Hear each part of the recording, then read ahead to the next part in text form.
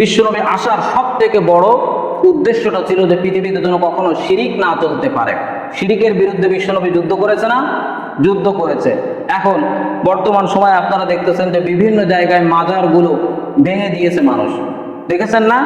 পাগলা বাবার মাজার, তারপরে তালা বাবার মাজার, হ্যাঁ দেওয়ানবাগির মাজার, তারপরে ল্যাংটা বাবার মাজার। তা আমি একটু খোঁজ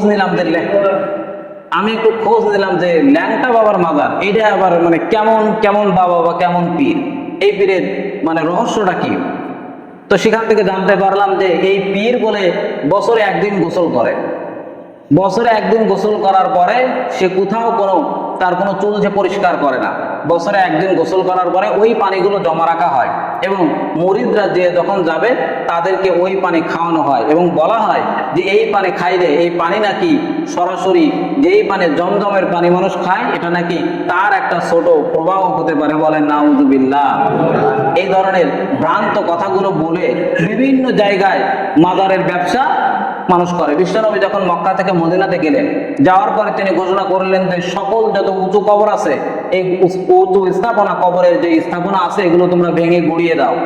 কবরের জন্য জান্নাতুল বাকিতে আপনারা যারা গিয়েছেন সেখানে আপনারা দেখেছেন যে সকল বিখ্যাত সাহাবীদের কবরের উপরে রয়েছে একখানা শুধুমাত্র পাথর।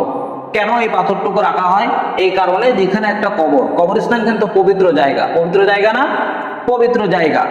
তো কবরটা যেন বোঝা যায় এই জন্য একটা পাথর সৌদি সরকারের পক্ষ থেকে একটা চিহ্ন সেখানে রাখা হয়েছে, শুধুমাত্র এতটুকুই। আর কোনো স্থাপনা, আমরা যেমন চারিপাশ দিয়ে সুন্দর করে গেতে আমরা অনেকে টাইলস করি, এরকম কি কোনো কবরকে সৌদি আরবে আপনি পাবেন না। যারা গিয়েছেন তারা অবশ্যই দেখেছেন। তো বাংলাদেশে বিশেষ করে এই যে মাজার ব্যবসা দ্বারা করতো, মূলত এই যে কাজগুলো তারা করতো, আপনারা যদি কোথাও মাজারে সেখানে যান আপনারা দেখতে পাবেন যে কিভাবে মানে মানুষদেরকে ধোঁকা দিয়ে তারা এই ধরনের ব্যবসা বাণিজ্যগুলো করতেছে। এবং সেখানে শিরিকের সব থেকে বড় আঁকড়া বলা যায় সেই জায়গা যেখানে শিরিক হবে, সেখানে শিরিকের সাথে কি আমাদের কোনো সম্পর্ক আছে? সেখানে তারা মাজারে সেজদা করে। সেজদা করতে হবে কাকে? কাকে সেজদা করতে হবে? আল্লাহ তাআলা বলেন যে পৃথিবীর সব প্রাণী দেখো তোমরা খাবার খায় মাথা নিচু করে, শুধুমাত্র মাথা উঁচু করে খাবার খায় মানুষ। মানুষ কেন মাথা উঁচু করে খাবার খায়? এই পদ্ধতি আল্লাহ তাআলা শিখিয়েছেন এই কারণে, আল্লাহ তাআলা চান না যে মানুষের এই সুন্দর মাথাটা পৃথিবীর কোনো বস্তুর কাছে নত হয়ে যায়। এই মাথা যেন শুধুমাত্র একমাত্র আল্লাহর জন্য নত হয়। বলেন সুবহানাল্লাহ।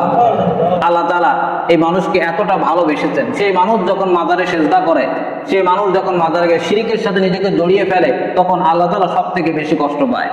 আল্লাহ তাআলা যেন আমাদেরকে এই সকল শিরিক থেকে বেঁচে থেকে, যেভাবে আল্লাহ তাআলা দুনিয়া